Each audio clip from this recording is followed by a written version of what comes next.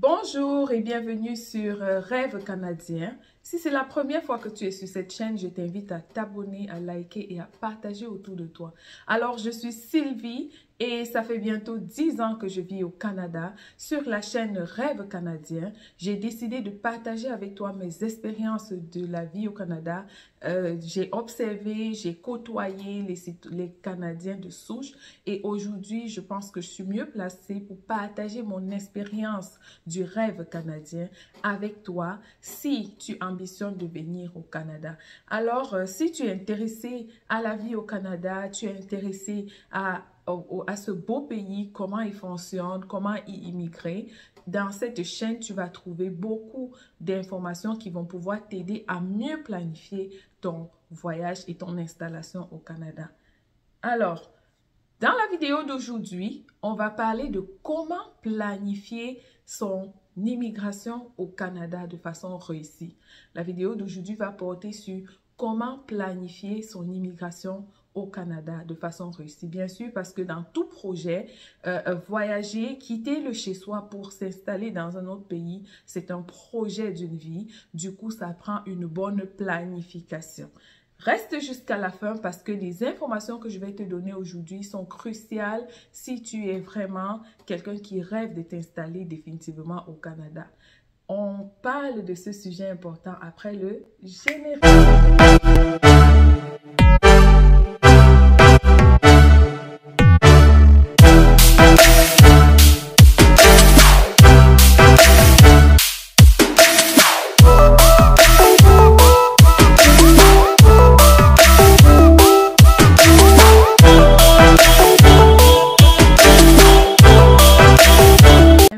Encore une fois de plus. Donc aujourd'hui, je disais, on va parler de comment planifier son installation au Canada. Pour s'installer dans un nouveau pays, il est important de bien planifier parce qu'immigrer sans savoir où on s'en va, comment le milieu où on a l'intention de s'installer fonctionne est à 90% source d'échec pour plusieurs personnes.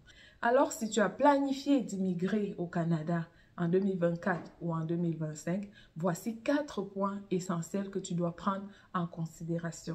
Le premier point dont tu dois prendre en considération si tu planifies de voyager au Canada, que tu sois étudiant international, que tu sois travailleur temporaire ou voyager comme résident permanent, le premier point que tu dois prendre en considération, c'est en fait le côté professionnel. Je ne sais pas quel métier tu fais dans ton pays en ce moment, mais il est très important de comprendre que une fois arrivé au Canada, tu vas devoir accepter de commencer bas. Parce que si tu étais, je ne sais pas moi, informaticien dans ton pays, tu immigres au Canada, il n'y a pas une équipe sur place qui s'était préparée à t'accueillir. Tu comprends? C'est un nouveau pays, tu ne connais personne. Donc, tu dois souffrir, accepter de commencer bas, pas des petits boulots, le temps pour toi de comprendre comment le système fonctionne, accepter de descendre plus bas, faire les petits boulots comme agent de nettoyage, travailler au McDo, porter des cartons. Il y a beaucoup de petits boulots que tu vas devoir faire pour un début, le temps de comprendre le système avant de trouver ta voie. La deuxième chose que je veux que tu comprennes, toujours dans le domaine professionnel, c'est que tu dois il peut arriver, dépendamment des compétences que tu as, que tu te retrouves à retourner à l'école. Tu vas devoir retourner à l'école. Dans la plupart des cas, près de 80% des immigrants qui arrivent au Canada retournent à l'école pour acquérir un diplôme canadien. Parce que le Canada est un beau pays plein d'opportunités, mais malheureusement, il y a quand même ce côté, il reste encore un peu fermé sur plusieurs choses. Pour avoir un bon métier qui va te permettre d'avoir une belle vie, une vie assez stable et financièrement correcte, tu vas devoir retourner à l'école pour te former et acquérir un diplôme canadien. Avec ce diplôme canadien, tu auras plus de chances de trouver un travail de qualité, de trouver un travail mieux rémunéré. Du coup, tu dois devoir être flexible, te préparer psychologiquement parce que ce n'est pas facile. Si dans ton pays, tu as travaillé 15 ans, 20 ans, ce n'est pas toujours évident de retourner dans les bancs de l'école pour te reformer. Du coup, il va falloir que tu sois prêt psychologiquement parce que le domaine de compétences que tu apportes au Canada n'est pas forcément celui que les Canadiens veulent. Une autre chose que tu dois prendre en considération, c'est le fait que, étant donné que tu ne connais personne, tu t'installes dans un endroit qui est nouveau, tu ne connais personne, tu vas devoir penser parfois à faire du bénévolat.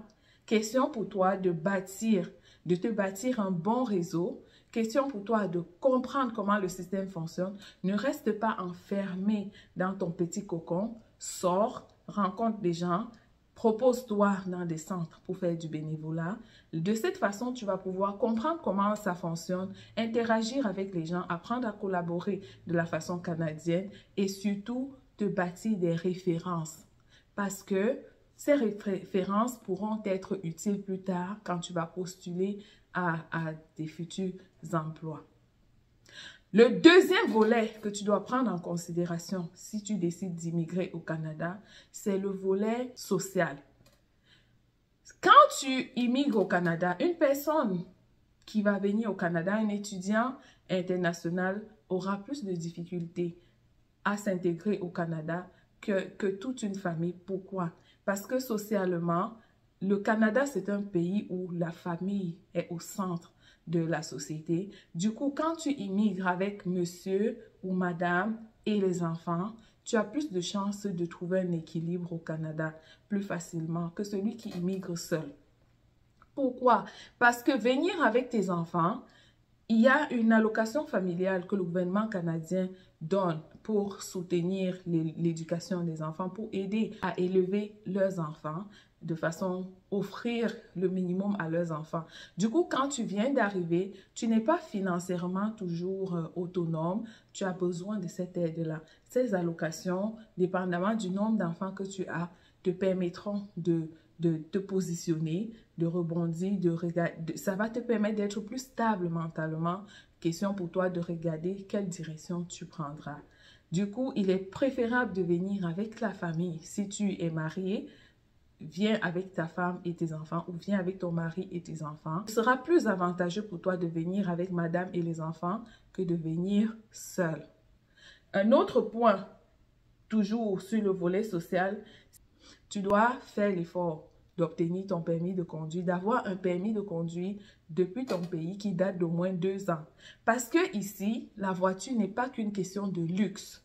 Surtout si tu immigres avec tes enfants, crois-moi, se déplacer au Canada sans voiture, c'est difficile. C'est difficile. Si tu es seul, tu peux encore jongler avec l'autobus, prendre le bus, mais lorsque tu immigres et que tu viens avec les enfants, c'est un calvaire. Être sans voiture, c'est un véritable calvaire. Du coup, si tu projettes de venir au Canada, forme-toi dès maintenant à l'auto-école de ton pays, obtiens ton permis de conduire, pratique-toi à la conduite, puis une fois que tu seras ici, j'espère que ton permis aura au moins 2 ans. Parce que s'il est plus récent que 2 ans, c'est malheureusement inutile. Tu devras retourner à l'auto-école et ça coûte cher. L'auto-école au Canada, c'est entre 1000 et 1500 $ pour la formation. Et ça te prend 1 an. Pendant cette année-là, tu vas galérer sans voiture. Si tu as les enfants, ça va être très, très, très difficile. Surtout en hiver. En été, tu vas rien ressentir. Tu vas dire, oh ben oui, je peux encore faire avec l'autobus, je peux prendre le métro. Mais en hiver, crois-moi, se déplacer avec les enfants, c'est très, très, très pénible. Du coup, pense à ce côté-là. Ton permis de conduire, c'est quelque chose d'important. Tu dois avoir ça avec toi. Une autre chose que tu dois tenir compte, toujours dans le volet social, c'est que tu dois te renseigner pour savoir où est-ce que ta communauté est logée au Canada. Si tu décides d'immigrer au Manitoba, au Québec, dans la province du Québec ou dans la province de l'Ontario, ou peu importe la province où tu as choisi de t'installer au Canada, il est important de chercher à savoir si il se trouve ta communauté à cet endroit. Pourquoi est-ce que tu as besoin de savoir cela? C'est parce que il y a beaucoup d'informations que tu n'auras pas à ta communauté. Ta communauté va te servir en ce sens que les gens de ta communauté vont pouvoir te guider, te montrer les centres d'aide pour la famille. Les centres où tu pourras aller t'inscrire avec ta famille. Ce sont des centres d'accueil pour les nouveaux arrivants, pour les immigrants. Il y a beaucoup de programmes au Canada, mais si tu arrives seul, malheureusement, tu peux louper, passer à côté de ces programmes-là qui sont très utiles, crois-moi, lorsqu'on vient d'arriver dans un pays où on ne connaît personne. Du coup, connaître où est logé, installer sa communauté va vraiment t'aider. Cherche à savoir si tu as une communauté qui est représentée au Canada. De cette façon, tu vas pouvoir te rapprocher à ta communauté. Ça va t'aider à survivre à la solitude, parce que la solitude, c'est encore un autre point au Canada. Quand tu arrives, tu ne connais personne. C'est vraiment difficile. Tu as l'impression que tu es seul au monde, que tu es coupé de tout, parce que le Canada, c'est loin de la famille. Tu auras besoin d'une communauté sur laquelle t'appuyer pour te sentir moins seul. Donc, c'est vraiment quelque chose à regarder. Le troisième volet que tu dois prendre en considération, c'est le volet financier. Les finances, planifie bien tes finances. Si tu veux immigrer au Canada en 2024, 2025, 2026, ou tu projettes d'immigrer d'ici 2026, d'ici 2027, s'il te plaît, planifie bien tes finances. Parce qu'il y a une situation que le Canada vit depuis l'après-pandémie, c'est la situation d'inflation. Tout a augmenté, tout est devenu cher. Et c'est une situation qui ne touche pas que le Canada. C'est une situation qui touche le monde au complet. Mais au Canada, l'inflation a atteint un point record. Du coup, l'alimentation coûte très cher. Le loyer, c'est terrible. Le déplacement, tout ça, vraiment, ça coûte cher. Donc, si tu viens avec ta famille, je vais te prendre un exemple. Un 3,5 qui correspond à une chambre, un salon, une cuisine et une toilette. Un 3,5, c'est dans les 1000 $ à 1300 $ par mois. Pour un 3,5, pour une chambre, 1300 $. Dans certaines régions, ça coûte même 1400 $. Donc, tu comprends que le temps pour toi de trouver du travail, il te faut un peu d'argent pour pouvoir payer ton loyer. C'est vraiment quelque chose de très sérieux à prendre en considération. Tu dois aussi prendre en considération le fait que la nourriture a augmenté. Donc, du coup, si tu peux, en venant, fais-toi des provisions. Tu sais, si tu viens avec ta famille, il y a beaucoup de sacs, il y a des bagages. Tu dois remplir ces bagages-là de nourriture et de vêtements. Vêtements, souliers. Prends tes vêtements, prends tes souliers, prends de quoi manger pour au moins 2 mois. Parce que acheter ici, ça coûte très cher. Tout est devenu hyper cher. Si quelque chose coûtait 2 $, il y a de cela 2 ans, 3 ans, aujourd'hui, c'est rendu à 5 $ carrément. Du coup, s'il te plaît, prends la peine de t'approvisionner en nourriture, de t'approvisionner en vêtements et souliers. Ça va te sauver la vie pour les 2, voire même les 6 mois, tes 6 premiers mois au Canada. Le dernier volet dont je vais te parler, c'est le volet santé. Tiens compte du volet santé. Vérifie ta santé avant de quitter le chez toi. Et si tu peux, prends-toi une assurance privée parce que, ok, ça te prend 3 mois pour que la carte santé soit établie. Pendant les 3 mois, s'il y a un cas de maladie, tu dois devoir gérer de ta poche parce que le gouvernement ne te prendra pas en charge. Tu ne pourras pas encore bénéficier de la carte santé, de l'assurance santé qu'offre le gouvernement. Du coup, il est important de se mettre un peu de sous de côté ou de prendre une assurance, si possible, pour parer à toute éventualité. Si tu planifies bien ces 4 points, je te garantis que ton immigration sera réussie. Tu vas pouvoir t'installer au Canada plus calmement. Tu vas te sentir bien. Ça ne va pas être facile parce que tu quittes ton confort, le confort de chez toi pour aller dans un terrain inconnu. Mais crois-moi, si tu essayes de le planifier de cette façon, tu vas sortir. Ton expérience sera moins douloureuse et moins difficile. C'est tout pour cette vidéo. J'espère que les informations que je t'ai données vont te servir et vont te permettre de pouvoir réaliser ton rêve canadien. D'ici à là, reste connecté pour une prochaine vidéo. Bye bye!